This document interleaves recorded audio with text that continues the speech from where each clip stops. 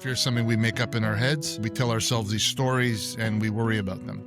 So it's a manifestation of something we're thinking about. Is there a consequence to being invisible? You've already had the alligators at your ankles for your entire life, and you're letting something as small as being out there stop you. It's kind of silly, because once you have clarity and you know you can be authentic, then getting out there, all it means is getting started. But just get started. I'm massively inspired by what you've created when you didn't have it figured out. How did you back yourself? How did you go for it? I said yes to something that on paper I should have said no to.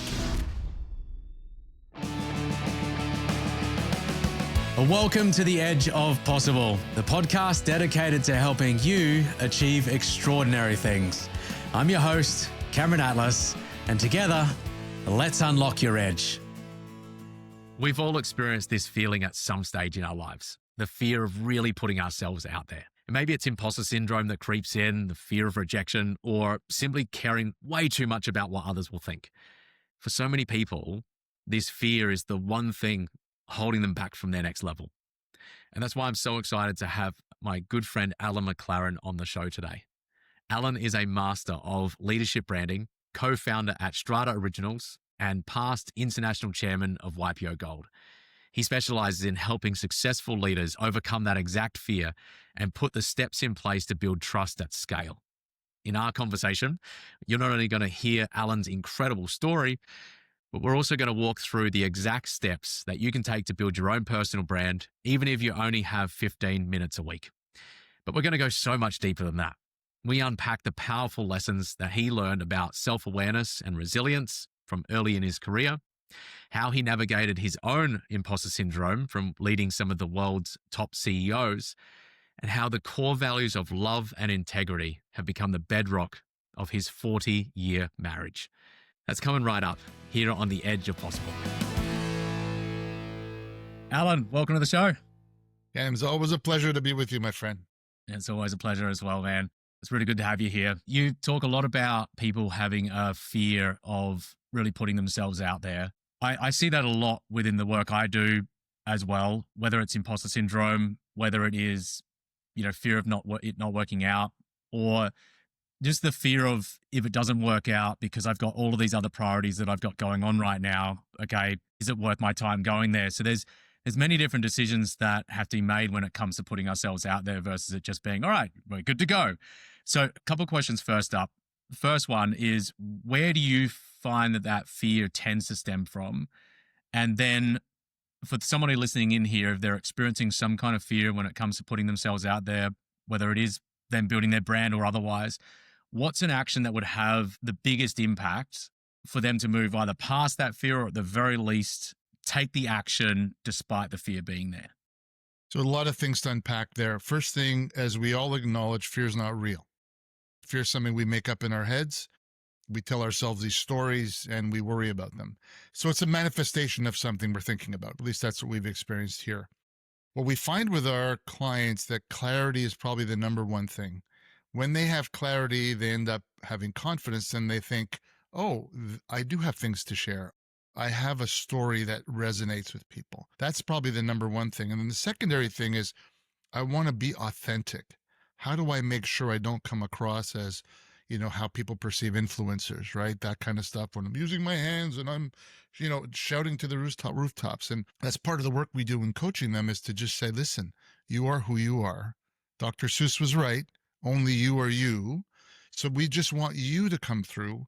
If you're really articulate, then we want that to come through. If you're less articulate but really brainy, then that's okay too.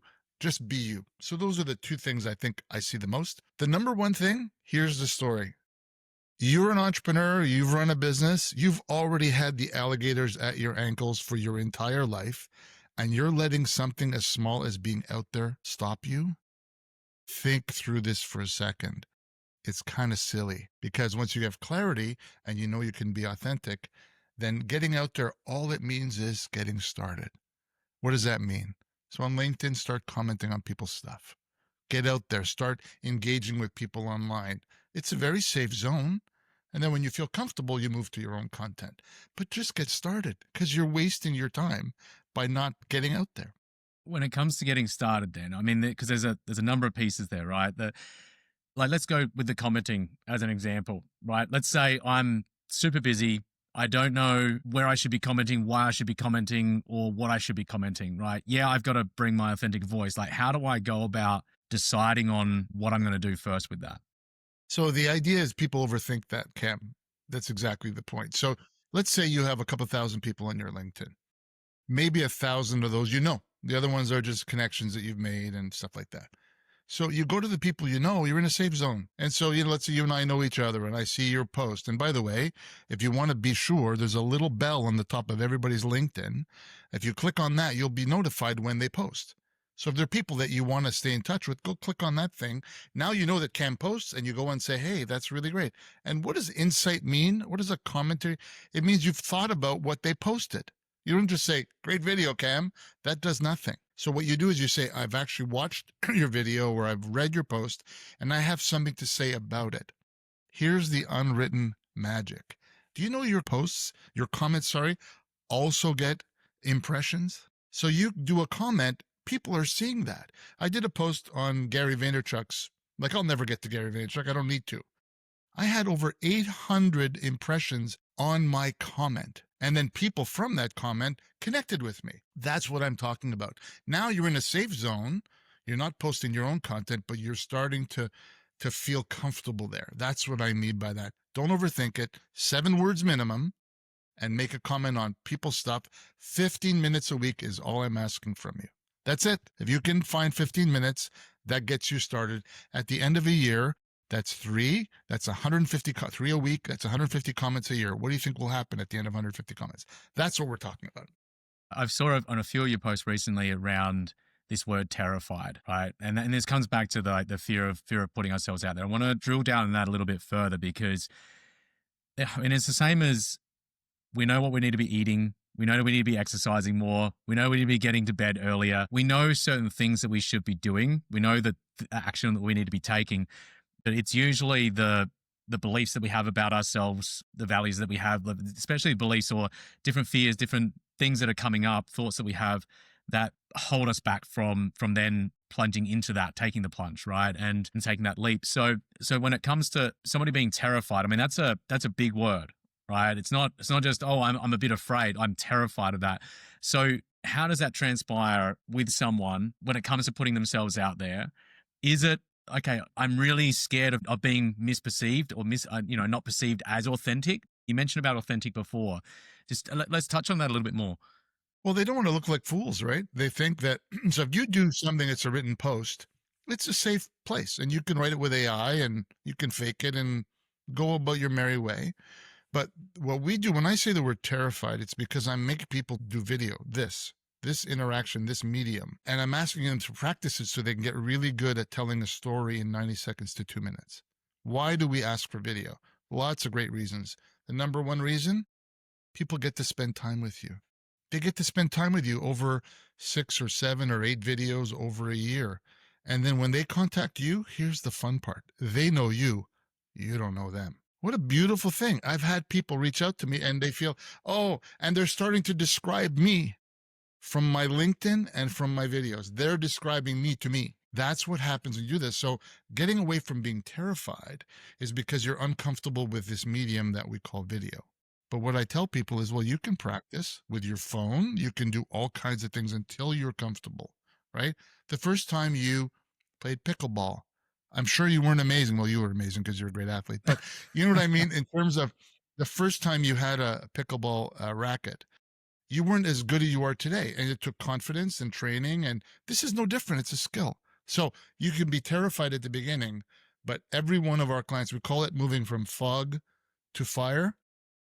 Fire is when you're terrified is in the back, in the rearview mirror. And it happens every single time. Do you find people are caring too much about what other people think? I know that's a huge piece, right? It's nearly 15 years ago that I started with the work that I do, like this, coaching, speaking, training, all this. And about a year ago, I went through and I found a video of when I was it was 15 years ago. Not only do I look much younger, but it felt so freaking awkward. I looked at myself and it was like, hi, I'm Cam. Like, and it was just there wasn't an authenticity to it.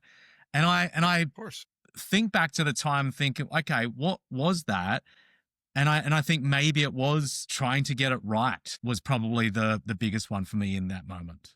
Yeah, I mean, the simplest way to think about this, if you're in front of a customer and they ask you a question, are you performing or are you just answering the question? So, video is not about performing. So, we're recording this and you've seen my videos, Cam. Am I any different with you or in person or when we talk offline or whether we're doing this podcast? I'm trying to be the same person. I speak the same way. I use the same cadence. Maybe I use my hands a little differently when I'm speaking in person because that's part of what you do in a technique to draw people in. But I'm not trying to perform. I'm trying to teach. I'm trying to educate. I'm trying to do that. And here's the sad truth. People don't really care about you that much to worry about your perfection, right? They really don't. But what you do is you take a snippet of their day and they catch you once every 10 videos, every 5 videos. And you know where you see the magic? You don't see the magic online. Sometimes they like it, they engage, they say something. It's when you're, at a reunion or you're at an event and someone hey, I watch all your videos. I have to tell you a quick story, Cam. It's hilarious. So I used to play football, like Canadian football, right? Or American football 40 years ago. One of the guys, we were at a reunion and he comes to me and says, Al, I love your videos. I said, you watch my videos? All the time. I can't wait till they're out. My mind was blown that here's a guy. Now, he's not a potential client or anything like that, but I'm making an impact for a guy that I would have thought was not even close. So that's the point. You're making a difference in the world for people sometimes you've never met. That's kind of cool when you can do that. And you just never know who those people are in the example that I just gave you. There's two things unpack there. First is the leveraged nature, the scalable nature of video, right? That while you're sleeping, while I'm playing pickleball, while you're out having time with your beautiful family, and it can be having an impact in somebody's life in some way, shape, or form. And this goes, a song that I wrote years ago. It was Close to the Edge. It was about bullying and suicide, and it reached a couple million views across the world, and it was used in school projects and dance projects and film projects. And the amount of people that impacted that I will never meet, right? And it was beautiful to witness that. One of the things that I'm a massive believer in is having a purpose that's bigger than your problems. And if you've got a purpose bigger than your problems, then any kind of fear that you have, if there's a reason why you're going to be doing this to put yourself out there that's bigger than the fear itself, then the fear tends to dissipate, or at the very least, it kind of takes a back seat because the purpose is much bigger than any fear that's coming up there, right?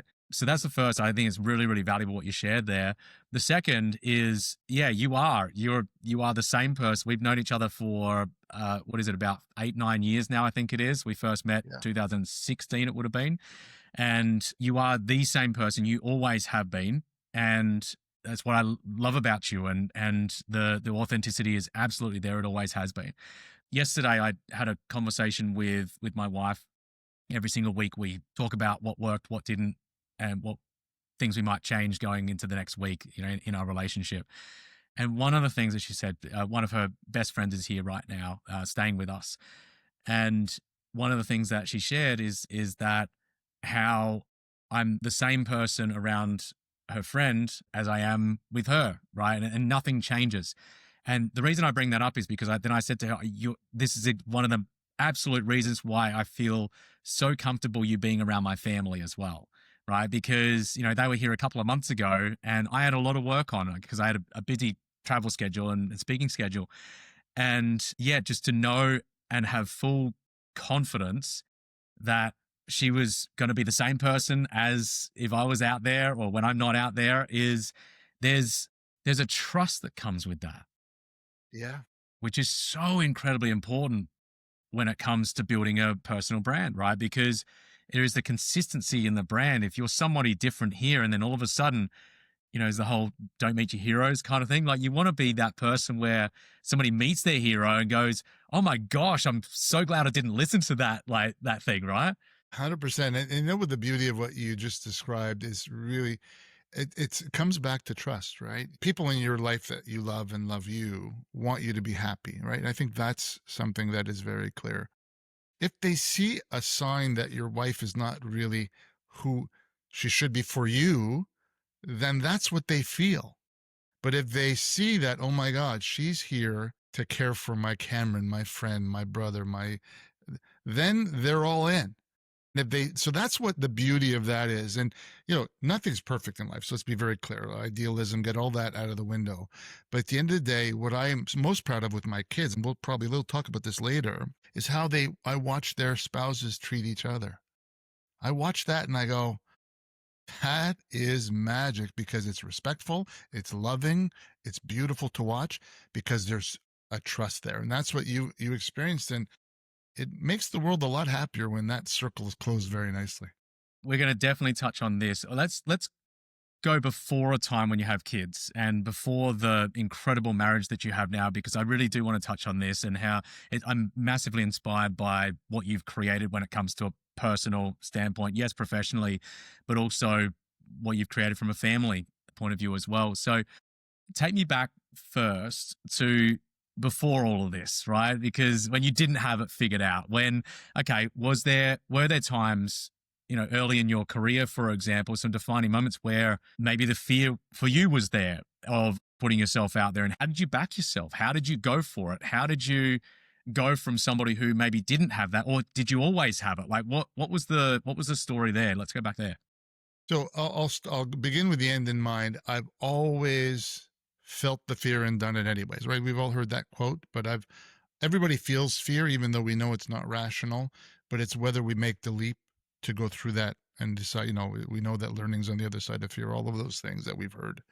But in practice, that's not easy to do sometimes when you're dealing with pressures of life and money and, all that stuff that you do. And so my first recollection was I was working for Canon, photocopier company. And if I want to take you guys back a little bit, just to give you what sales was back in the 80s, right? So I'm really aging myself now. But they had these little photocopiers that I had to sell. We had to sell one a day, right? They were little, and what you left in the morning with a photocopier in your car, paper and toner and all that stuff. And there was no, we didn't have cell phones, we didn't have internet. We would literally, here's the imagery. There was a desk for 4 seats. One seat was gone, so only 3, and there was one phone in the middle. That's it, rotary dial. So I'm giving you the dinosaur thing, but I'm setting this up for a reason. You can feel the imagery right now. You left in the morning and you had to cold call, walk in the door with the photocopier and say, hey, I got this new thing. And you had to leave with a check. That was the goal. So you got beat up 30 or 40 times in a day to make that one. I hated it, Cam. I hated it, but I did it. And I was always number 1 or 2 out of the 20 reps that are there. So I feel the fear and do it anyways was the thing. So I did that for a year, and then I got promoted, and then all kinds of stuff. I got recruited away. So this was, I'll give you an idea. It was a million years ago, but it was a $12,000 draw against commission. So $1,000 a month. So you're really earning commission, right?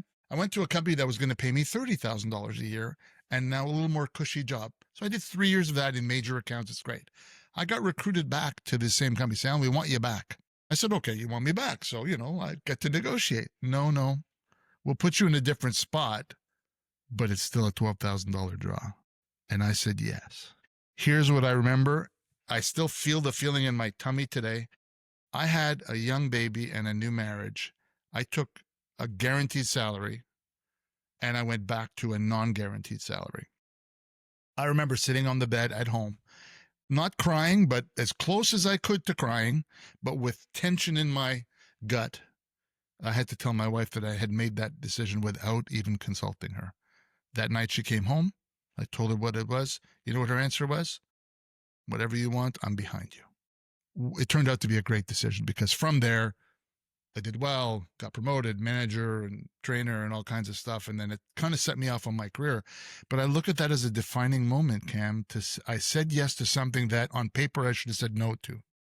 But I said yes, and I was fearful, but I did it anyway. So that's kind of my story on the first big one for me. Would you have consulted her if you look back on it, and if you had your time again, or would you gone for it? You would have consulted her first, and then I would have. That was my young, immature self. So I would have absolutely done that differently. But it showed me I was lucky enough to marry the right person who was always in my corner and knew that I would produce enough to make sure we were okay. And so uh, my fear again was unfounded because I was a little young and a little immature, but yeah, I would definitely do it differently today. Yeah. You mentioned about the fear of doing it anyway, fear, like having the fear and doing it anyway. Let's go before that time, whether it's back into your childhood or, early college years, whatever it was. Was that always there? Like, have you always just gone, all right, feel the fear and do it anyway? Like, where did you learn that? Because we talk about it so much, but then the fear is still there and it's holds so many of us back. So where did that come from you? There's two things. I think, Maslow had a little hierarchy of needs, right? And one of them was love and support and and I had so much of that when I was younger. My mother was incredible that way. And my father traveled a lot. He was gone 6 days a week for 25 years. But when he was home and he spent time with me and my brothers. So I think the foundation was security. I had that when I was young. Where I learned the resilience was through sport because I played fairly high level sport right up into college football, as I shared with you. And as someone who was always the smallest kid, I was always the smallest kid in high school. I was the smallest kid in university, all of that. You had to prepare better. You had to think better. You had to do your job better than everybody else who was bigger, faster, stronger, taller, all of those things. So when you realize that resilience is just another word for preparation and knowing that I have done everything I can to leave it on the field, doesn't mean you don't make mistakes because we're human. But then you know that, oh my God, that guy who's 6'5", who's faster than me, I outperformed him because I was better prepared. So resilience is something you learn and go, I'm fearing something that on paper I should fear, but now I'm better prepared. So I don't have the fear anymore because I know exactly what I have to do. And I think that metaphor is one that I take into my life where, at Strata, I'll try 100 things. They don't work. Turn the page. Okay, that didn't work. Let's try that. That didn't work. We look pretty stupid. Well, we'll do something else. Because you're always learning in life. So I look at it that way and go, let's just keep plowing forward. And you're going to get a few punches in the face. Welcome to life. The preparation one, I think, is a really important piece, right? Because there's something about preparation where there's almost a knowing that I don't necessarily have all the answers, but I know I can figure it out, or I know I can handle it, is probably a good way of putting it. That I know for me on stage, if I've got the grand piano on stage when giving a talk, I know if I'm at the piano, if there's a mistake that gets made, then yeah, I'm pretty good at handling it, right? The guitar is newer for me, and so I don't have as much flexibility there, as much freedom to be able to play, as complex as I maybe do on the piano to share a metaphor or something like that when I'm on stage or performing a song. And so the preparation piece is incredibly important. I remember there was this talent show that I was in as a kid back where I grew up, and I went in so cocky I had my sheet music with me when I got out of the car, and then I put the sheet music back in the car and go, I got this. And I'll go in and there's huge audience for how small the town was. And I sit down and I start off and I'm just nailing the song, and it's so good, right? And then I lose my place. I completely lost my place and royally screwed it up. And I carried around that question, what if I screw this up, for the next 20 years of my life, 20, maybe even, 20, 30 years. It wasn't until, probably about 8 to 10 years ago that I realized that I was asking myself that question. What if I screw this up? It had been pushed down underneath the surface of unconscious now of what if I screw this up? And once it was brought to the surface, there was a big realization that I had that I'm not the person that I was back then. There is so much more preparation that has been put into I thought I was prepared back then, but the sheer amount of thousands and thousands and thousands of hours that have been put in enabled me to see that, I was a cocky little shit that, didn't have any idea what he was doing. Right. And, thought that he knew. And so I think that what we tell ourselves and the questions that we're asking ourselves, or the statements that we're making to ourselves, which again comes back to the beliefs that we have, again can hold us back from that. So you had that period of security there in that way. What about someone who doesn't have that then? Like, how do they go about feeling the fear and doing it anyway? Well, it's like the one thing you described, experience is a heck of a teacher, right? So what you learned was, okay, because you defined preparation. What does it mean? Preparation is based on what you're trying to execute on. Did I hit the goal that I needed to hit, right? So whatever that is, in your case, it was playing it flawlessly. And in my case, it was sometimes surviving on a football field and thriving so that the team could win.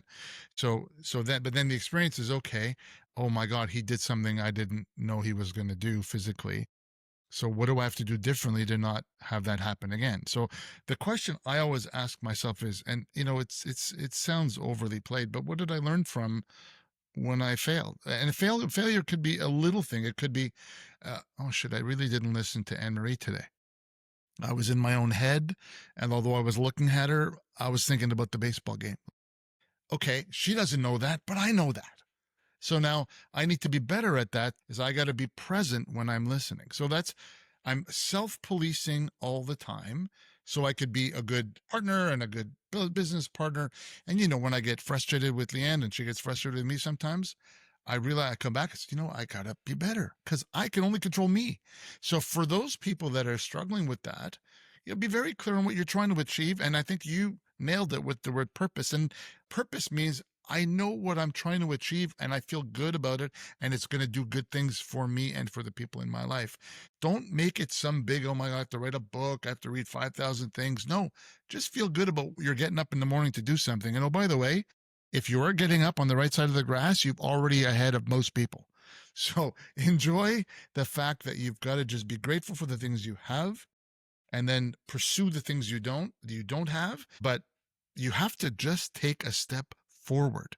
Do not stand still because you are going backwards. And it's so cliche to say that, but everybody I've ever worked with plows through. Something happened, punch in the face. Oh, that hurt. I got us over there though, right? Because there's a great quote: I only see obstacles when I take my eye off the goal. That's when I see obstacles. So if my goal's there and I'm getting beat up on the way there, as long as it's the right goal, I'm okay. So that's what I'd encourage people to do, and it's probably easier for some and not easier for others. And some will never get out of their own way. That's unfortunate, but that's just life gives you the chance. You just got to take it. Yeah.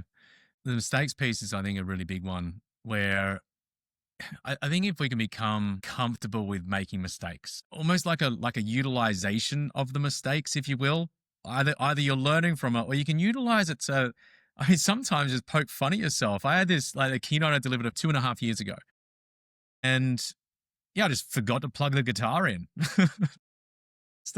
It's just on stage in front of hundreds of people, and just started playing the song, and it's like, and everything's kicking off, and it's like, this is meant to be the moment, right? And just and in that moment, you could become so flustered, and I think I would have previously, but there is something that comes with not caring as much about what other people think, which we touched on a bit earlier. Like, if you can just not care too much, because what you shared earlier of most people aren't thinking about you. Like, we like to think that we're important and we're this and we're that, and people are thinking people have got too much other stuff going on. We are a very small part in somebody else's story.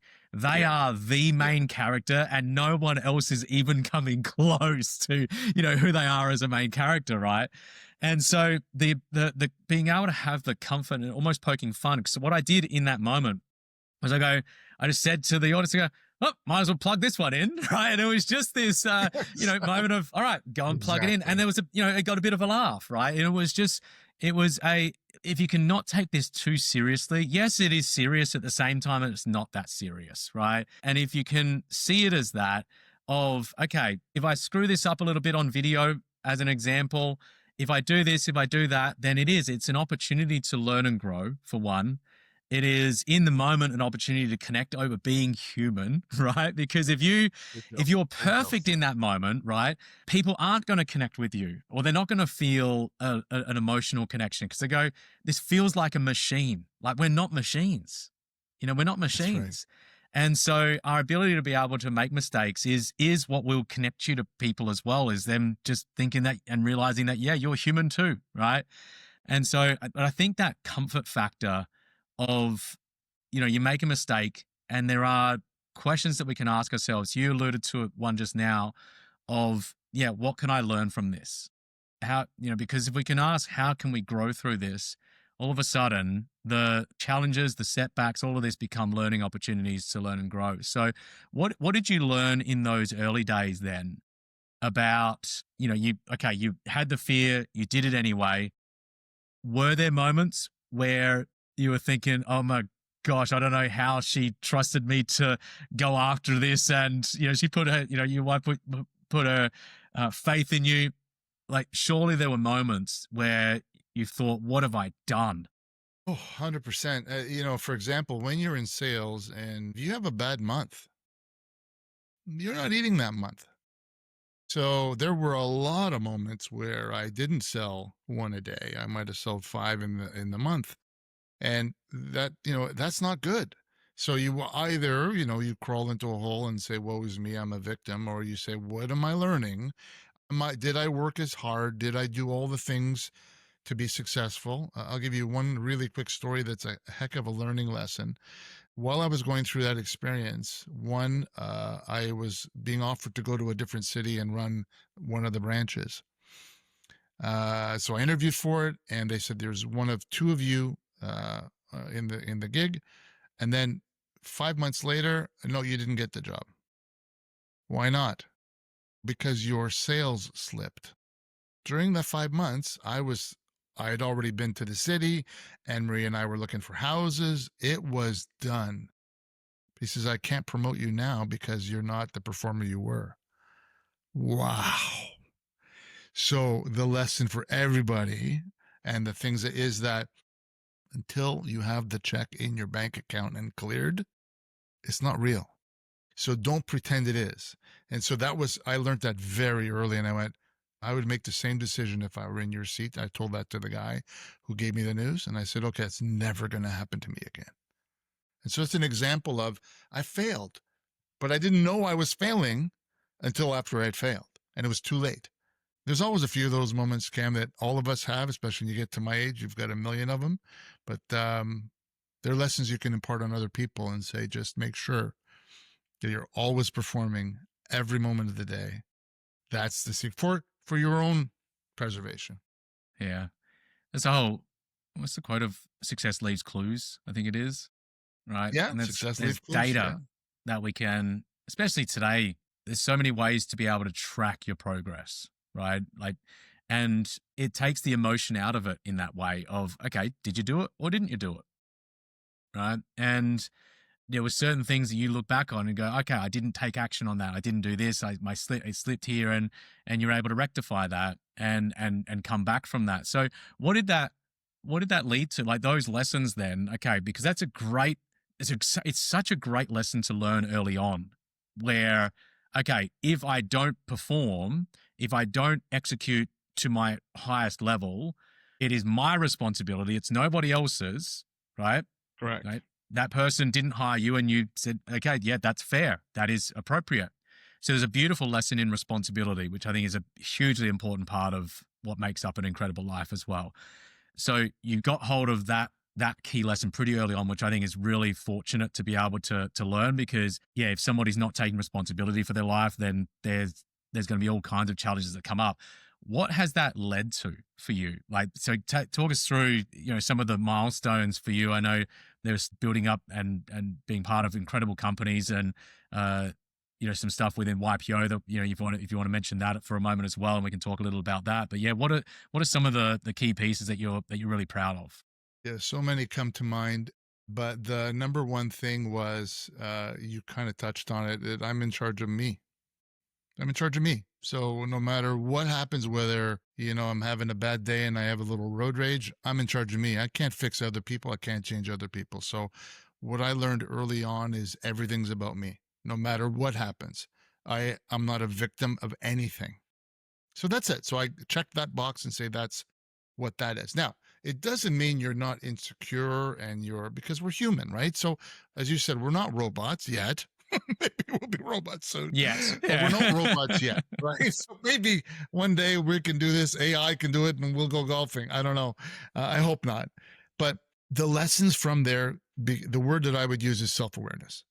Is that what I try to be now is as self-aware as possible. So as I used the example earlier, listening to my wife and my head was somewhere else, she would not have known that, but I knew that. So that's my self-awareness to learn to be better so I can be a better partner for her. Well, that happens in so many places in our lives. Whether I go to the gym 3 times a week. Is that for you, or to check it off to tell people it's 3 times a week? Do you really work hard enough to achieve the goals that you want to have, to be around for your family or for yourself or whatever it is? So just doing an activity doesn't mean you're doing it to achieve an objective. So to me, it's very clear. And it comes back to a value that I know you'll ask me about later, but integrity is not how you behave when people are around. It's how you behave when people are not around. That's the thing that I carry my life with. This is my life, and the people in it are here for a reason. So everything I try to do is I want to support the people in my life and love the people in my life. That's so important to me, as you know.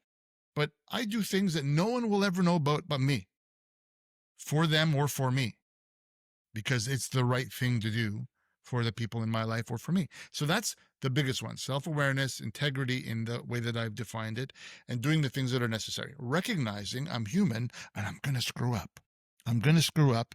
I'm going to feel inadequate. I'm going to feel those things, but then I'm going to fix it and I'm going to move forward, because I got to get to what I've decided is important, whether it's great marriage or being a great dad or being fit or being a good YPO member or being, a good friend. Whatever those things are, they're not always conscious, but when you're consistent with, I care about others, I'm in the service of others, that's the measure for me. Am I serving the people in my life? And if I can say yes, do I do it perfectly all the time? No, but I'm always going to be trying to do that. And then we could share stories if you want more, but that's the premise behind Yeah. everything that I've learned. I'd love to hear some more in a moment. The first thing that I want to mention, though, with what you shared there, is there's ownership and responsibility being taken. There is integrity, as you've mentioned, and the third one I'd like to add in there is character. It is like, how are you showing up consistently over a period of time? And I can say wholeheartedly, from us knowing each other for a long time now, that character is there, right? That of knowing that you're going to be around for support, for, to be able to have a conversation, to be able to be there to assist in whichever way that you can. And I know that comes through in so many different areas of your life. And each of the pieces that you're mentioning there is, what are you doing when nobody else is around? And I think character comes in, at least my take on character is like, how are you showing up consistently over time? Because it's the consistently over time that, again, it comes back to that real trust that gets built. Because this almost comes back to your parents and the character they had, right? When you talked about the Maslow's hierarchy, the ability for you to know and have that level of security came from their character, came from how they showed up consistently over time, correct? Correct, 100%. And so you've learned this over time. I think it's, again, an amazing lesson and it's, again, I think this is what's incredibly important here is the leading by example is just continues to come through over and over again. And you've been fortunate enough in your position to be able to experience it from your parents. And, if somebody isn't experiencing that within their own parents, that's okay, because you're still experiencing it. You're just experiencing the opposite of that as an example. And you're able to have then the responsibility, right? And this is where it becomes, right, your ownership, the responsibility to, okay, this is how I have been showing up, or this is how somebody else in my life has been showing up in business, in love, in wherever it is. And I have a choice now. It's my responsibility to decide, do I want to be a part of that going forward? Do I want to show up in that way? Or am I going to choose to learn from that, to grow through that, and to become a different version of myself and pave a different path almost? And I think it's an incredibly important piece to discuss, because if you're missing that, because there's inconsistencies that are occurring. You still have character, right? Just your character is maybe a character that you're not wanting to be seen as. I mean, just think about this, right? So I'm fortunate that because I think when you grow up with security, I think it's one of the most important things in your life. But there are a lot of people that see, to your point, the opposite, right? Most people don't have great, like family is so important, but family is made up of a lot of different things and they're not all perfect. Single mother, single father, all kinds of things are different. So some people who experience trauma, evidently everybody does at some point in their lives, they want to be the opposite of that alcoholic father. It doesn't mean that's not in their head, in their subconscious all the time, but they're saying, I'm not going to treat my mother that way. I'm not going to treat my spouse that way. And you don't know how much is nature and nurture. So we're not experts. I'm not an expert in that, but I can say this. I've seen too many people that have done, they should not have been successful based on their upbringing, but they were. And so I was successful because of my upbringing or because of the foundation. So maybe it was easier for me. But at the end of the day, here's the measure that I have, and I'll use it in a YPO context. So YPOers are very successful leaders. It's When just they're for very those of you, young, for those who don't know YPO, just give a insight, because it's let's just give an insight there. YPO is a CEO leadership organization, 37,000 members in 142 countries in the world. And it is one where you go to learn and grow and connect at the end of the day. And so when YPOers are young, when you're in your 30s and 40s, you're so focused on your business, you forget about the important things in your life, right? And they have a scorecard, and the scorecard is money, success, and all the trappings. When you get to be a little older, you recognize how little that means in the scheme of life, right? So as you get older, you start to realize, oh my God, it's about relationships and trust and deeper, meaningful stuff. But you have to learn that when you're growing up. I've given advice to young YPOers. Well, I said, look, don't forget, make deposits with your family, make deposits with your fitness, make deposits with all of those things. If you're spiritual, make deposits with that. Pick something. Don't be all in on one thing, because you'll miss a lot when you have that check mark. And I've had the conversation with very successful guys, and I said, well, how much is too much? You got $80 million in the bank, and you're pushing like you have two. And you know what the answer is? I have a fear I'm going to lose it. And for me, I'm going, $80 million. I couldn't lose that if I tried. But this is what we're dealing with in terms of leaders and humanity, is we're frail, we're weak, we're unsure, and we have scorecards that are not lined up with the most important things in life, which is about, when they put you in a box when you're 95, what do people say about you? Like, what do people say about you? Nobody cares how much money you have. And so those are the things that I think as you move through your life, at least, someone like me who's experienced a ton of stuff, these are the things you learn that really, really matter. And we get hung up on the things that don't matter. They don't matter. All the things we go through, 90% don't matter. The 10% that does is what I think we should focus on. And the other 90% become better because of it. So there's something to be said for being really intentional about how you live your life, personally and professionally, because what you alluded to there, and I've seen this with many clients as well, and with the keynotes as well, and people I speak to afterwards, it doesn't matter how successful you get, there will be still fear there, right? There are still going to be certain fears that come up about different areas. And if we can continue to get intentional about, who am I? What do I want to experience? Why do I want to experience that? And as a result of that, how am I going to go about executing? Then it almost makes the fear worthwhile, right? Where it's, all right, if I'm going to fear stuff, I better make sure that it's for the right reasons, for the right things. That being able to then look back on afterwards and say, okay, yeah, the areas that I focused on were what I really wanted. And I'm all for success in business, and it's such a beautiful thing to create freedom. And those, whether you're running a business or you're part of a company, whatever it is a hugely important part of our lives. And ensuring that you're doing something that lights you up, that enables you to solve problems, whatever's most important to you. And there are areas of our lives that make it worth it. I was literally just having this conversation yesterday with someone about how it's with people. Like, we're social creatures, right? It's the Yes. it's the experiences that we have together that result in us living a meaningful life, if you will. With that, then, you've been married for 40 years. Earlier this year, you celebrated your 40th, was it? 40th wedding We did, anniversary. yeah, 40 years. It is a April, yeah. big difference between being married for 40 years and being married for 40 years and being still deeply in love. I've known you long enough now to know the latter is the case for you and with you.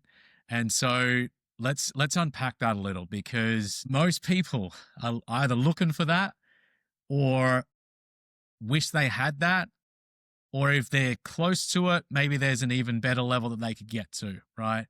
What are some of the things you've learned along the way that result in an extraordinary relationship? Well, I think that's the great word, is you learned it along the way. Because when you're newly married, you are, like anything, you don't know anything. You really don't know how to be in a relationship. But I would say that what I've learned over the period of the 40 years or 42 years we've been together is everything that we do for each other is in service of each other. The love language is, when you start, it's just, stupid little things like, I know she's getting up early. I make sure everything is ready for the coffee for her. She doesn't ask me to do that.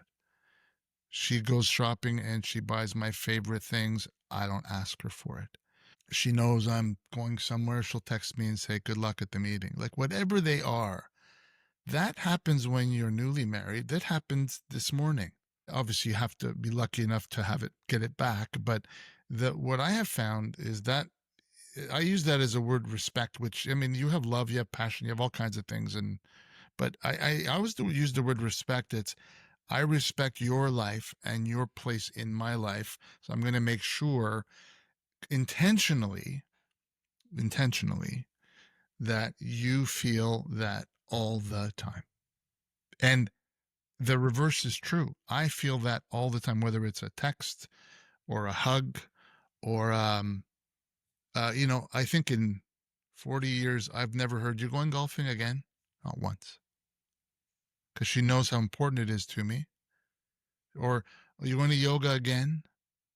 No, because it's important to me. So, and the same would be true for her. You want to go out with your friends? Just go. You want to be with your daughter? Just go. Enjoy your life. So there's a lot underneath that, but we're committed to each other. And thank God we're lucky enough that we still have passion for each other and love each other. Like, I'll probably tell her I love her 3 times or 4 times a day. I probably hug her 4 or 5 times a day. And it'll just be like when we're done the podcast, if she's still here because she's going to work later, I want to say, listen, if I've got a minute, I'll see you before you go. And it'd just be a hug and a kiss. And that's it. I love you. Have a great day. Those are the little things I think that matter, because that it just shows people how important they are to you. That gives them security and love and all the things that are necessary. So it's a long way to get there, but that's 40 years in 5 minutes. So 40 years in 5 minutes. I love it. There's one of the things that I've heard many times now is the sheer importance of choosing wisely. So, I mean, it sounds like you've chosen wisely to begin with, right? And that's where ensuring that we have and know what it is that we're wanting to experience in a relationship and not willing to settle, right? That first and foremost of like choosing wisely, right? It's maybe the most important decision of our lives, because that is the person you're going to be spending more time with than anybody else, right? Aside from yourself. And then just as you're sharing, there are just these beautiful moments of connection that are occurring throughout your day that bring you closer to each other. And it's in these moments, these small moments, that can either bring us closer together or send us further apart, right? Or maybe it's somewhere, just neutral. But often it's either going to be bringing us just that little bit closer together, or that little bit further apart. And the more you shared earlier about making deposits in the different areas of your lives, and those deposits, you're doing that consistently, and more often than the opposite of it, right? Because again, we all screw up, and there's always going to be Of moments course. that I've seen these.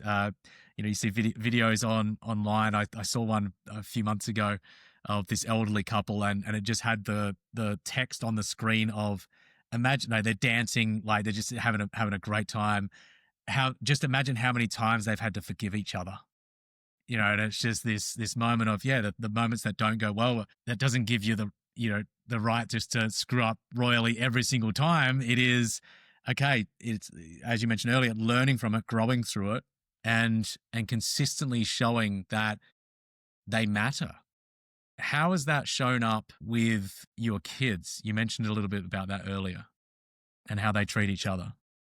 Yeah, it's the thing I'm so proud of because, oftentimes you hear, do what I say, don't do what I do. But kids watch you, they don't listen to you. They watch how you treat your spouse, they watch how you're thoughtful, they watch how you're always there for each other.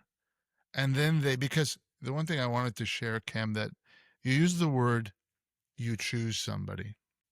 I I think there's a different way of for me thinking about it. You've got to be clear on you. You've got to be very clear on what's important to you. And I'm very clear on what's important to me. Sports is important to me, for Alan, to be competitive and to exercise and to do that. Friendships are important to me. YPO is important to me. That's before anybody comes into my circle and joins me. And I know what I need in a relationship. Now that I know that, and by the way, a lot of bumps and bruises to get there. So when Anne-Marie showed up in my life, I went, that fits. As opposed to I chose, that fits. And so to manifest that to the kids, they've chosen two partners that if we had to handpick choosing two partners, that would have been exactly what we would have picked. Why? Because of how they treat each other. And I watch it, I marvel. We're at the dinner table last night, and we're all around the table with my new granddaughter, which is mind-blowing stuff, by the way, for those of you who don't have grandchildren. And I'm just watching them, how they talk to each other and how they support each other at the table when there's nothing to be on about. They're just being them. That's what I'm so happy about. So if you're a parent, just recognize they're watching and they're listening. And oh, by the way, if you're a leader, they're watching and listening too. Not what you say, how you act, how you treat people. So that's what humans do. We are observant behavior. Look at, I'm not an expert in chimps, but they learn by observation too. We're, part of that DNA. So observe, meaning be authentic, be real. People will learn from you and grow from you. And then all your friendships will also take on that concentric circle as well. Mm, really cool. I love that. How often do you, by the way, because is it a couple months that you've been a grandpa? 2 months on 2 months. Saturday. Yeah. 2 months on Saturday. How, Yeah. like, it's just been the Yeah. most magical thing, has it? I grabbed her yesterday. She was, they came over for the first time, and I was walking around with her for 40 minutes, just talking to her for 40 minutes, just walking around, looking at her little face. And they're all looking at me. So you're going to put her down? I said, no, you're going to have to take her out of my hands or rip her out of my hands, because it's something different. It's just something, every grandparent will describe it. It's magic is the word that I would use. I mean, she's this little tiny life. And when you're a parent, you're surviving in that. Like, that's the difference. When you're a young parent, you're in the tsunami. It's literally there. You're not sleeping. I can look and play with her for 2 hours and go, you deal with the sleep part. So I think it's an appreciation for what we're able to build and say, yeah, that's the next layer of our family.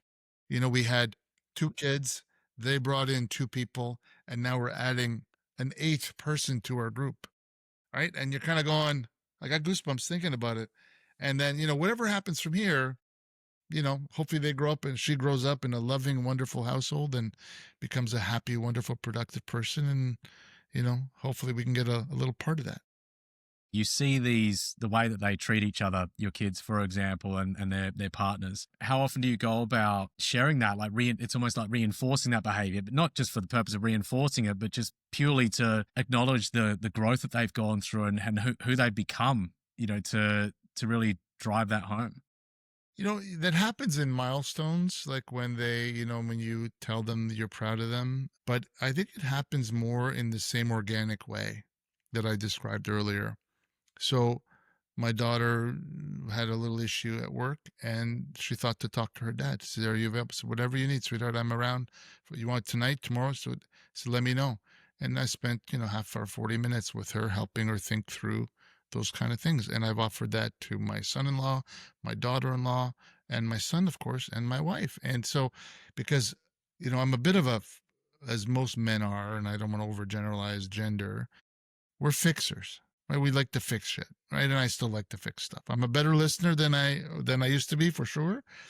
But we're there. But what I try to do is not offer, be available for. And then I will tell you at the end of every conversation and at the end of every in-person interaction, it's "I love you" is the last words we say to my kids, to my wife. So and it happens all the time. There's no exception to that rule. Wherever we are in public, it doesn't matter. With friends, doesn't matter. So I think it's more organic. We don't sit down and say, "I really appreciate you." We just live it every single day. And I think that makes it very real, because there's nothing baloney about it. It's just how we act. Yeah. On the YPO side of things, let's talk from a leadership standpoint for a moment. And then I want to talk from a personal branding point of view as well. You were, was it the chairman of the international board for gold, YPO Gold, correct? For gold, that's correct. Yeah. Correct. What was that experience like, for one? And it's a big responsibility. How were you able to show up? What were maybe some of the moments? What was maybe some of the challenges? And yeah, just let's touch on that for a bit. So let me, I'll walk you through the quick story as quickly as I can do it.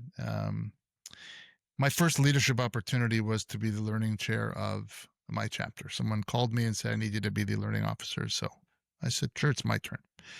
So as you know, I don't do anything halfway. I just decided to dive in and do it. And what happened was, and these are the leadership lessons, we ended up winning best leadership, best education program in the world, best blah, blah. And then the next year I was chapter chair. We won best chapter of the year globally, blah, blah, blah. Words are not important to me, but what they do is they rise you above the crowd and they go, "Oh, what happened here?" Right? So I don't care about the accolades personally, but what it does. So what happened was, then now people notice you. You're not trying to be noticed, a little bit like personal branding and leadership branding. Then, "Oh, we'd love you to apply for this." "What's that?" "Oh, we want you to be regional chair." And "Well, tell me more about that." And that was the path. So I got the next job and then did as well as I could. And then you win awards and you win recognition. And then the next opportunity shows up for it. Right to the place where I was now sitting on the international board of YPO, which is mind blowing. And then they said, "Well, you should apply to be chair." I said, "Not me." And I'm like, "Come on, I run a small little marketing agency. You guys are running billion-dollar businesses. Like I can't." So I don't have a lot of imposter syndrome, but I did with that stuff. I'm going, I don't belong here. Anyway, I got voted in to be international chair and then did what I do, led with my heart. As you know, Cam, I led with my heart. And the reinforcement of how to lead was the biggest lesson of all. That peers respect you if you know how to lead them. Meaning, imagine this, when you're in a company, you can tell people what to do. When you're in YPO, you can't. Even if you're the chair, they respect your authority, they respect your title, but you need to lead them. These are 15 men from 15 different countries, they're all men at the time, that are running businesses that are larger by a factor of 10 or some even 100. And they're following my leadership lead. At the end of my tenure, we had a dinner. I have a book behind me, Cam. The book was a picture book, and it was they all wrote notes in that. What it taught me was the little things made a difference. The same things I did with my family. For example, one of them was, I'll never forget how 2 months after I told you about my father being sick, that you called me and asked me how he was. So you make these deposits with people not even knowing you're making a difference because you're trying to do the right thing. That book, when I read that book, I get choked up every time because it showed me how I came across to others. That's a eulogy that should happen when I'm dead. It happened when I was alive. That's the gift that I got from, the 9 or 12 or 15 years of commitment that I had to the organization to do that. And I have relationships that, are incredible all around the world, because pure leadership is the purest form of leadership. When you have to get people to do things that you have really the authority, not the authority to do, you have to influence to do. So that it changed my life, Cam, in every way possible, because it gave me the confidence that I could be a leader at that level. It gave me the confidence to know that heart leadership works and servant leadership works. And it comes back to trust at the end of the day, that they knew I cared about them. In fact, one of the words I asked them, I said, you see that I fight pretty hard for things in the board. Like I'm not a wallflower. And I asked them, I said, how come that was never an issue when you saw me fighting and I might have been vote 1 against 20? They said, because we always knew it wasn't about you. You were fighting for our members. So when that's clear, it's not about me, it's about them. Then they know that it's sincere and it's real, and so they could appreciate being on the other side of an issue that I learned. So I learned there's 100 lessons, Cam, but those are a few. Going back to where you were not sure if you would actually put yourself forward, it almost brings us full circle, right? Of like, there was a fear of putting yourself out there, right? There was. Yeah, and when I think that imposter syndrome can run rife at different times, and if you're not experiencing some kind of imposter syndrome at some time in your life, then maybe you're just not dreaming big enough, That's right. because all it is that just, it's just whatever you're experiencing exceeds the level you believe you're currently worthy of. Had the imposter syndrome there. You weren't sure if you were going to do it. People were encouraging you to do it. Was it the encouragement that led to you making that decision to actually go forward? Or was it your own self internally taking responsibility? Was it a bit of both? What can you remember? Yeah, I do. It was, I think it leaned on the people around me, including Leanne, including Anne Marie. Leanne's my business partner, including Anne Marie, including my friends, including the people in YPO who were saying, you'll be great at this. You need to apply, because you had to apply. You didn't just get nominated. You applied and competed with people. And so I would find out more about the job and then the responsibility. And, I would have been away from the business for a while and all that stuff and the consequences thereof. But what it also taught me is how many people were in my corner. That kind of matters too, right? So you sit there going, wow, they don't get anything out of this. And I'm about to volunteer to put in another 20 hours a week on top of my regular life, right? And travel all around the world, which is phenomenal. But it's time, effort, and time zones and all those other things. So I would say my resilience was in there, but the encouragement of others pushed me over the top and gave me the confidence to say, oh, if they're encouraging me, maybe I could do this. And so it helped me for sure. When people have been around you for a period of time, they see certain things that you might not see, because there are, again, certain fears that can come up where they become blind spots for us. They become areas that we can't necessarily see for ourselves. And I think that's where what you've just shared there is incredibly important, to have people around you that are supportive of you, whether it's in your relationship, whether it's in business, whether it's the network that you have, your friendships. There are so many different areas where if you're doing it on your own, that is a huge weight to carry, for one. And if you can have these people around you that are in your corner, they're able to see things like what happened in this instance. And this really shines through of the deposits that you've been making for years and years and years and years and years, right? In these different areas.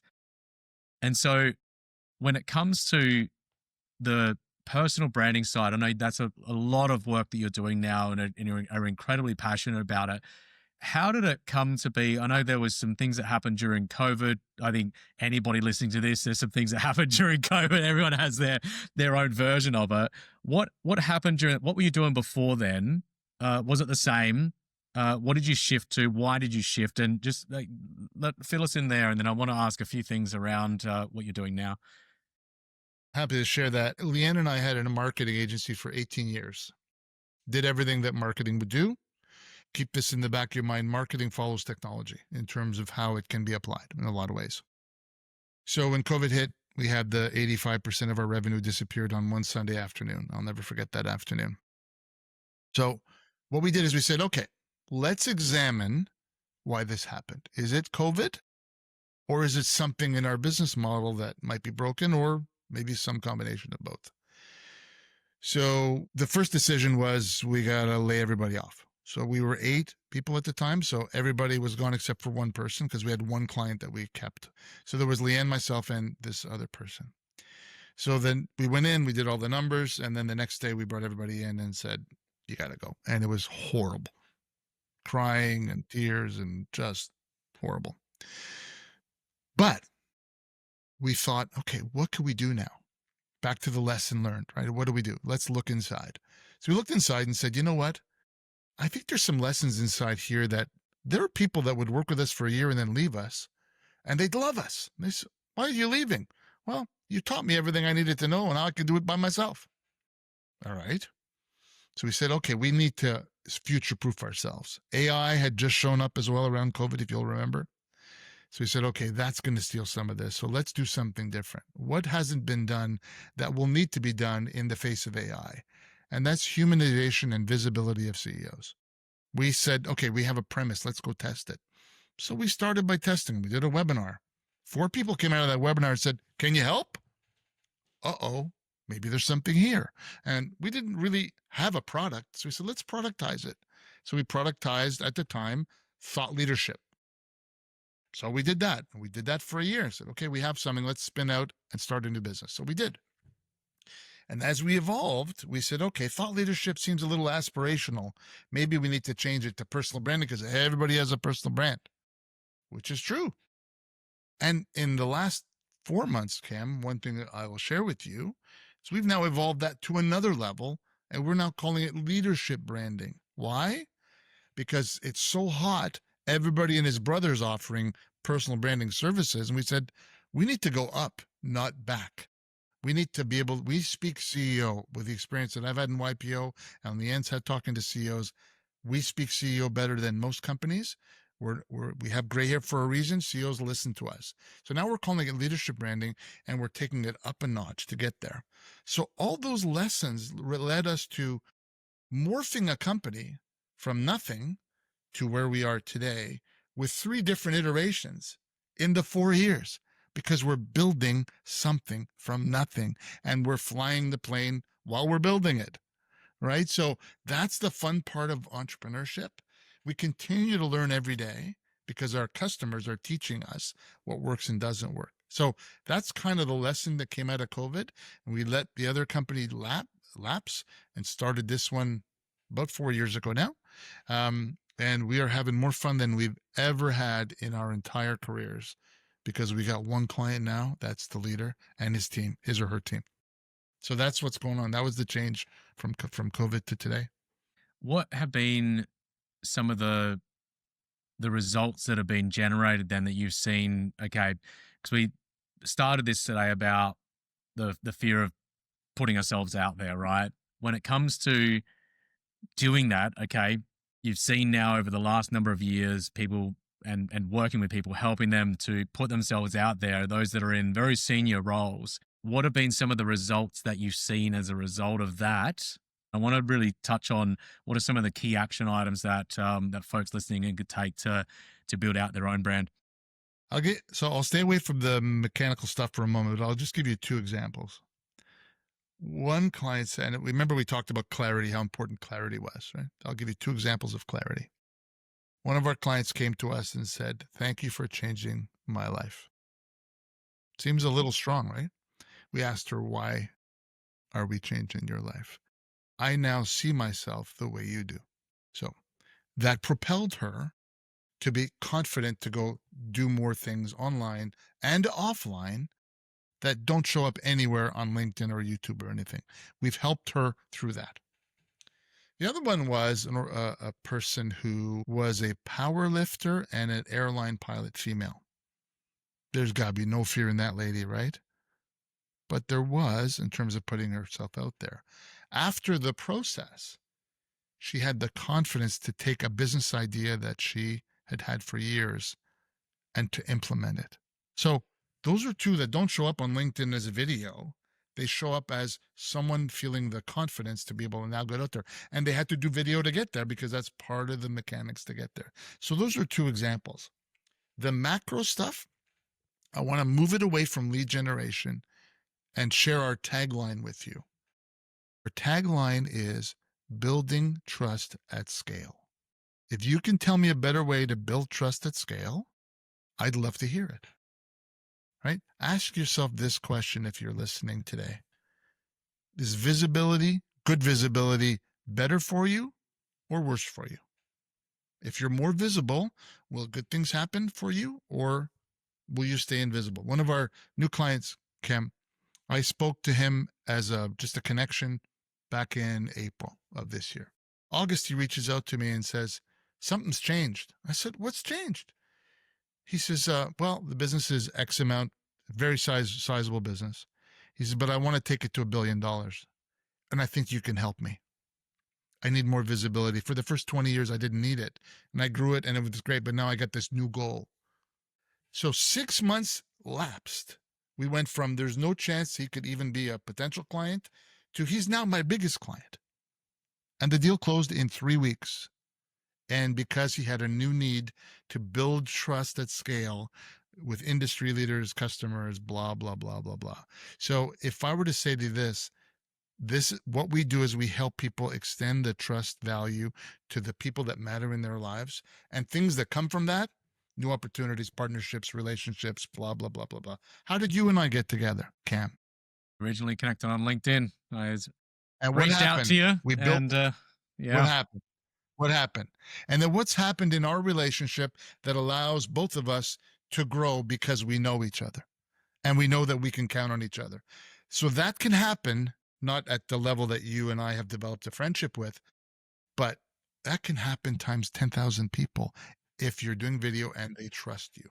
So that's why what we do is so important, because we're helping people build, I hate the word legacy, but building out a legacy of their knowledge to the world.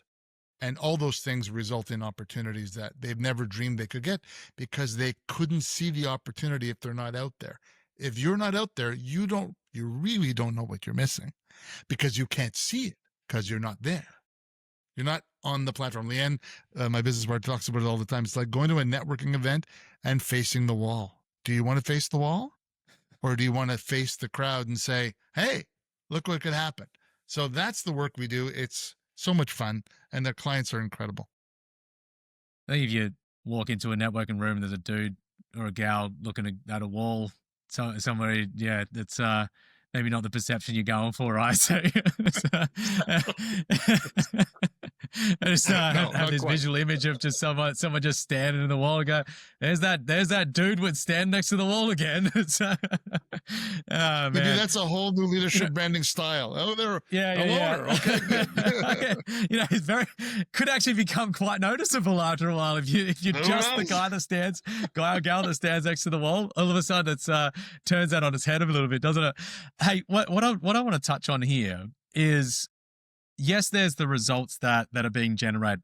What I love about, and we've spoken a lot, but in this, as we've been having this conversation, there's a lot of the lessons that you've learned along the way that are being built into what you're delivering now.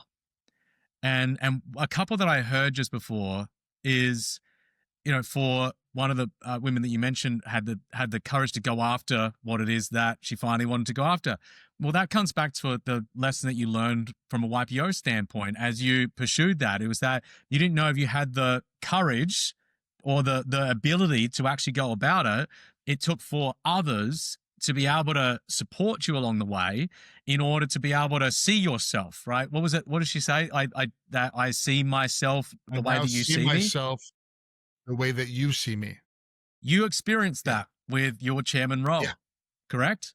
Yeah, I did. And so I it's did through these 100%. experiences, 100%. It's through these different experiences, and it makes what you're doing so important and so valuable, and so personal at the same time, because you've got these experiences that have happened along the way, and you've seen and experienced how impactful they've been in your own life along the way, and for your ability to be able to be that for other people now in areas that really matter, especially as we're going through just this insane amount of change in the world, I think really matters. And so with that, what would you say are maybe the top 3 things or top 5 things? Like, let's build out step-by-step things that people could take, whether they're working with you or not working with you. What are some things in terms of putting yourself out there? How would you go about it? Like 1, 2, 3, 4, 5 things, or 3 things, or whatever it ends up being. So the first thing is to ask yourself, what would happen if I was more visible? Just ask yourself that question. Say, okay, in my role, if I was more visible, would it be easier to raise money? Would it be Great easier question. to have my business bought? Would it be easier to attract staff? I'll give you a pure example of that. How many times do you see a CEO go online and said, looking for an executive VP of blah, blah, blah, blah, blah? Well, you're asking an audience you haven't talked to in a year to wake up. The algorithm's not going to send it to them because only 2% of people see it, but you're going to have less because you have done nothing for a year. But if you're really active, maybe 1 or 2 of those people would find that person for you. You want to raise capital. Nobody knows who you are. Maybe become a known quantity, and then people will know you are. That's what I mean by the partnerships. And there are a laundry list of those things. So first question is, what will it be? Second question is, what if I don't do it? What if I don't do anything? Is there a consequence to being invisible? For some people, there would be. I would say the majority of people, there would be a consequence of being invisible. But they don't know that because you can't know it until you're actually out there. So those are the first 2 macro questions. Once you're very clear on, I need to be out there, I can see why. Now the steps are, I need to have clarity first. Who am I? What do I stand for? Some of the questions you've asked me today. What are my values? What's important to me? Why would I do it? Is it to help grow the business? Is it to help grow my legacy? Is it I want my kids who are in the family business to see what it's like? There's so many whys behind it. You have to be very clear on yours, why you're doing, because there's an effort behind this, right? So clarity, number 1. Then number 2 is, how do I get clear on what I want to talk about in the world, right? Use ChatGPT to help you. Go in there and say, what would I talk about? This is my expertise. Throw it in there. It'll give you lists of things. That's number 2. Number 3 is learn how to tell a story. Here's how we do it. I want to overcomplicate this. When we work with a client, we say this: what do you want to leave the viewer with? What lesson do you want to leave them with? What's the title of your video? What story will you tell in 90 seconds to 2 minutes? That's it. Then we coach them on Zoom or Riverside or whatever on how to get that story out effectively, efficiently, with authenticity. I would tell the story, you would tell the story, Leanne would tell the story a little bit differently. It's okay because we're all different people. That's the 3rd rung. The 4th one is, can I get help or can I do this on my own? If I need help, there are lots of people out there that can do this. Be cautious. This is not a content management, social media influencer strategy. This is a trust building exercise. So ask yourself, if you're outsourcing it to your kid who's 25, do they know enough to know it's not marketing in the traditional sense? It's about building relationships. So that brings me to the 4th one that we talked about at the beginning of this podcast, was you're in charge of building relationships. So for us, we don't do that. We can't do that. Sure, I can go to the Philippines and have somebody do comments. Really cheap. It's great. It does that. It helps the algorithm, but it doesn't build relationships. If I'm posting on you, if I'm commenting on your stuff, Cam, I need to be insightful about it. They can't be insightful. They don't have the knowledge you do. So that's the 4th part that's there. And then the 5th part is really, really important, is get comfortable that this is a long game. You start this tomorrow, it could be years before it works in the traditional sense. But what's happening every single day is you're building concentric circles of trust. And ask yourself this: everybody who's a thought leader today, if we use that word, started 15 years ago. Not influencers who are selling shit. Stuff that started where people were writing blogs and building websites. Now it's faster because you have distribution built in. So that's what I would say is the key. And here's what I'll speak to the CEO for a moment. Here's what we're trying to do today to make amplification and magnification work. Imagine if we do the work for you, the CEO. We have a product called the STRATA Signature 360, which is essentially we do all the work for you, except you're going to do the commentary stuff. We'll take care of everything else for you. And then we'll train your executive team on how to do the same thing. We'll do the work for you. We train them to do that. You magnify, you amplify, you're amplifying trust because everybody has relationships. They're just dormant. So activate them, then you're getting an exponential value on what you do. That's where we're taking our business. And that's what we've learned over the last 4 years is that there is magnification opportunities, but it all comes back to building and sharing and engendering trust. That brings relationships and that brings opportunities. The first two questions that you mentioned there, I think if you didn't take anything else away from today, like just asking yourself those two questions can really set you up for being so clear on why you're doing it. That goes beyond, oh yeah, I just want to get some more followers, or yeah, I want to build this or build that. It's like for what purpose is it? And for those who are on the business side of it, being able to attract high quality talent is more challenging than it has ever been, right? And loyalty and building loyalty to your organization, people could potentially leave. And so that first up, you mentioned about raising. There are so many different pieces, like getting clear on that metric that's going to enable you to eventually know, yeah, this is what it enabled. And yes, it can take time. Yes, it takes a period of time to do that. It can take years. And that second follow-up, I think, is so important as well of what if you don't do this? And I don't think we spend enough time on understanding the consequence of inaction, because we don't actually, like, we do experience it, but we don't kind of experience it at the same time. I guess we don't experience the pain of it because we don't know any different, right? But if you can start to see, okay, this is where I would be, and then this is the experience if I don't do it, right? And put yourself into, okay, if I don't do this, what happens in a year's time? Then maybe what happens in 3 years' time, 5 years' time, 10, 15 years' time?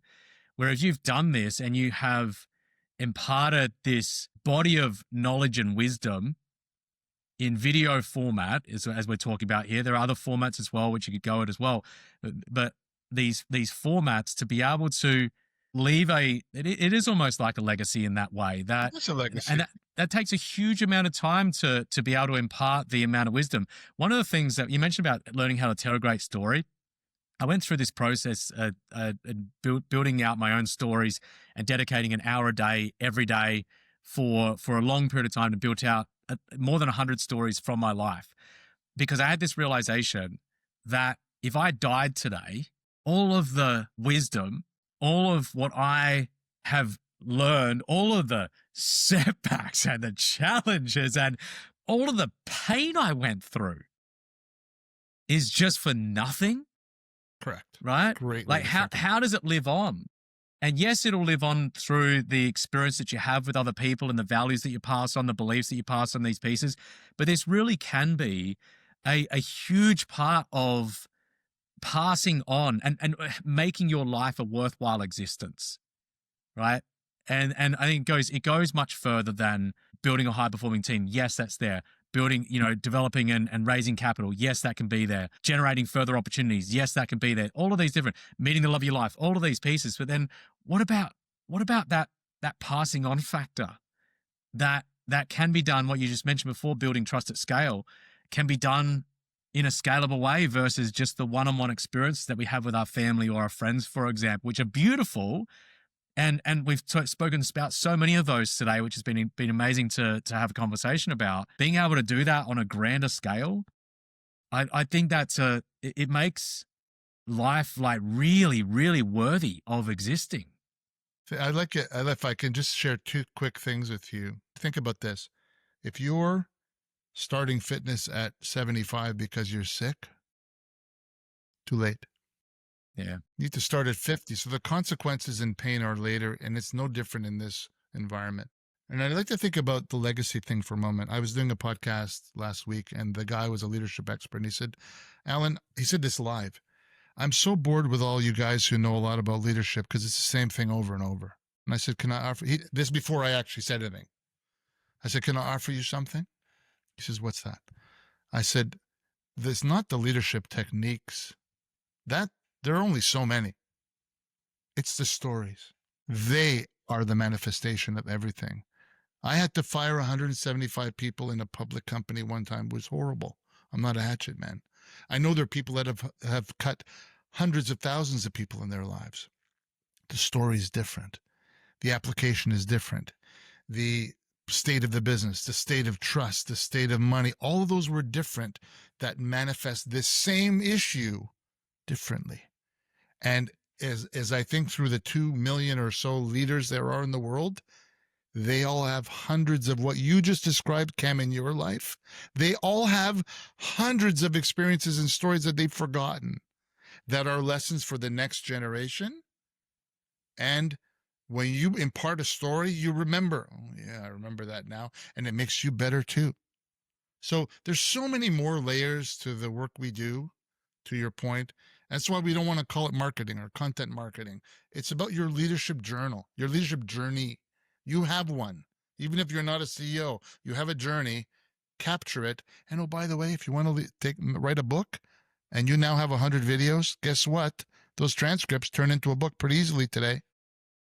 So you want to write a book? Start doing video. Then that'll get you there quicker than writing the book, which never comes, by the way. So one of the things that I had this, we learn through stories, right? We have for thousands and thousands of years. There's a reason why stories have always been there, and they activate certain parts of the brain that just simple. Okay, these are the steps, right? That's not activating certain pieces.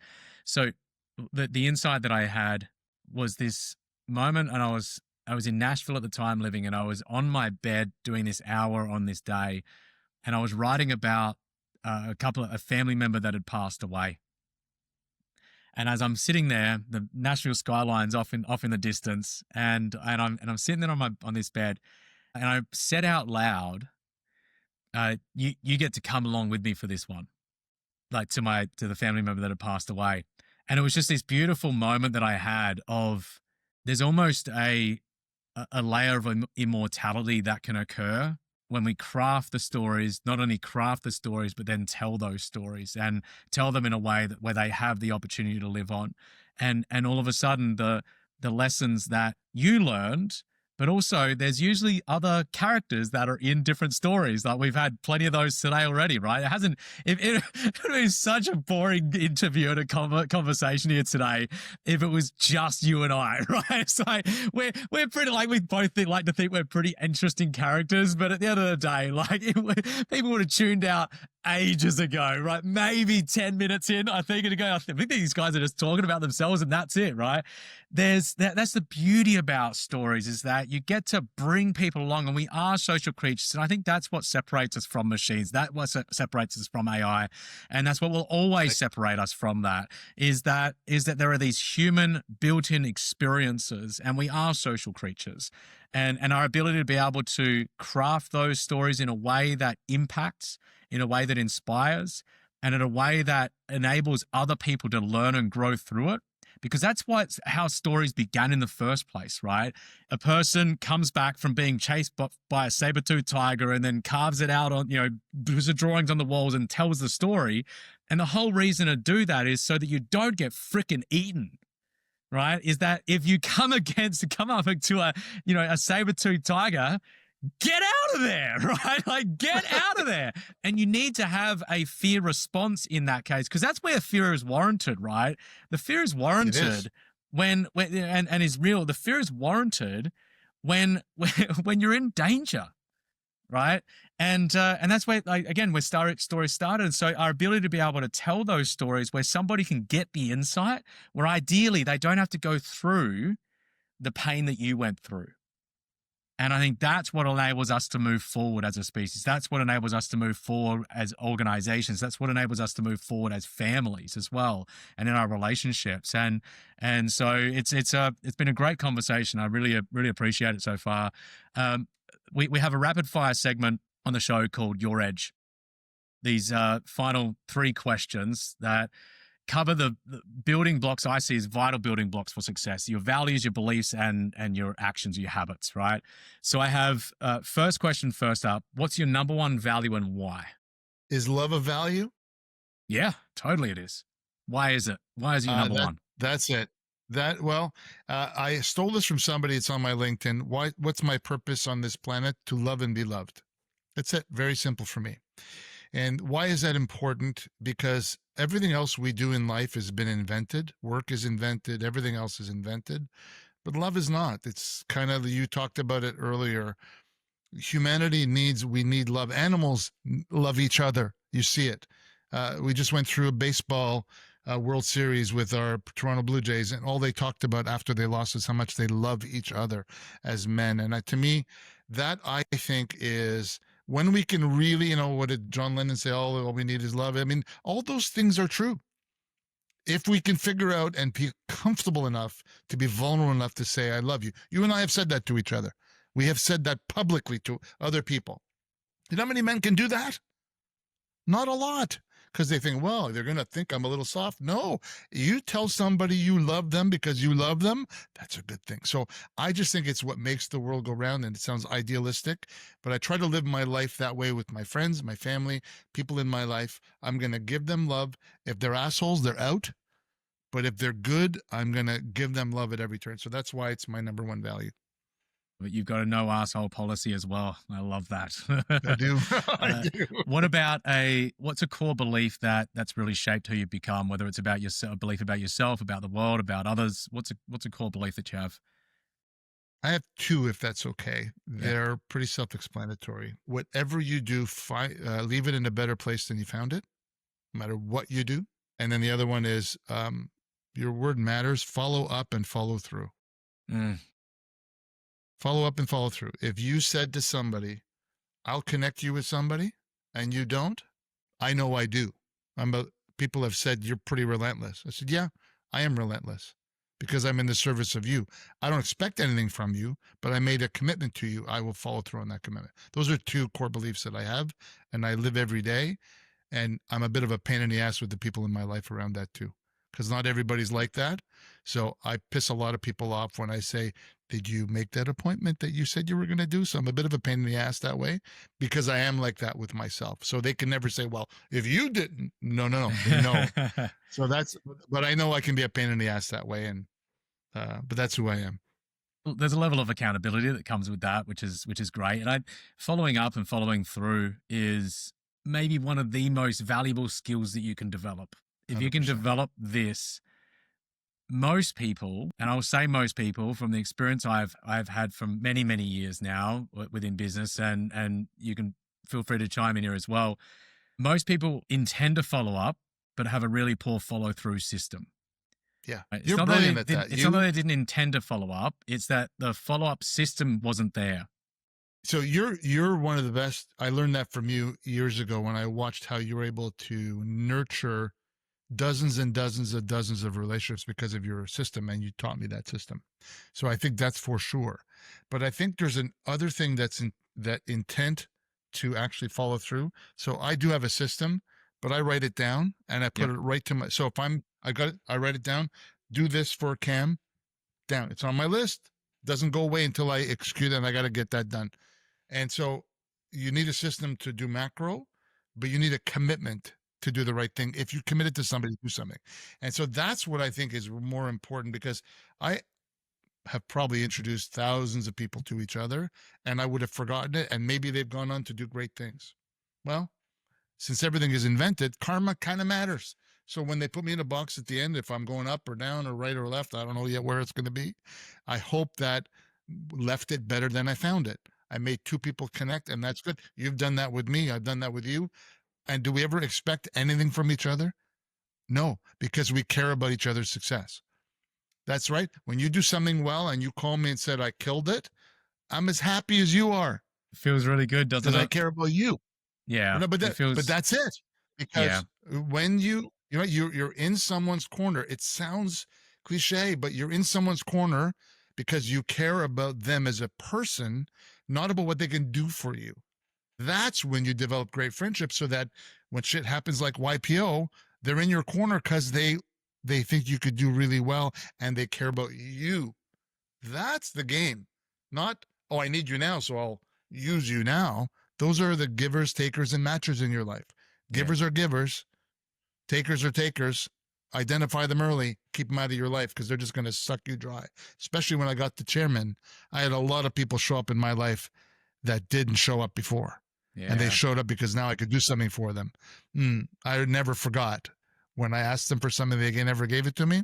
I was still polite and respectful, but they didn't get my time. So anyways. It's a really good insight. The way that I have approached this for about 11 years now, I made this decision to give freely without expectation, knowing I'll get taken care of in some way, shape, or form. And that is, that giving nature. And again, I think something that is really important to cover here is you do want to be removing those takers, removing the people that are just taking from you, because then all of a sudden you want to be giving freely without expectation, knowing you will get taken care of in some way, shape, or form. But that is a recipe as well. If you don't have clear boundaries in place for how it is that you go about things, then it is a recipe for takers to come in and suck the life out of you, right? And so just those listening, I think it's really important to cover this, because the nature of giving freely without expectation, which is how we absolutely both operate with each other, and I've seen you operate this with so many people, everybody that I've seen, and so there's that piece, and then just to flow on with what we were talking about there, one of the additional pieces that I love to have in there when it comes to a follow-up system or a follow-up process, if you will, is yes, you have the intent, you have the commitment, all of those pieces there.